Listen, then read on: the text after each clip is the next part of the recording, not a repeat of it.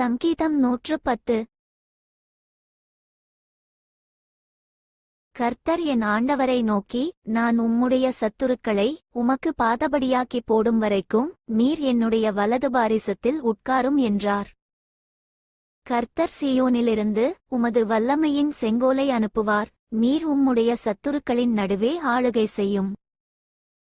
உமது பராக்கிரமத்தின் நாளிலே உம்முடைய ஜனங்கள் மனப்பூர்வமும் பரிசுத்த அலங்காரமும் உள்ளவர்களாயிருப்பார்கள். விடியற்காலத்து கற்பத்தில் பிறக்கும் பனிக்குச் சமானமாய் உம்முடைய இளவன ஜனம் உமக்கு பிறக்கும்.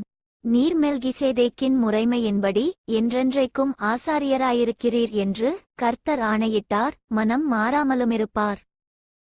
உம்முடைய வலது பாரிசத்திலிருக்கிற ஆண்டவர் தமது கோபத்தின் நாளிலே ராஜாக்களை வெட்டுவார்.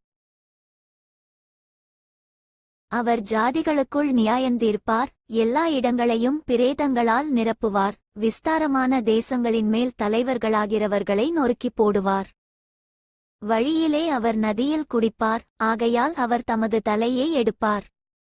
For more videos subscribe and like my channel.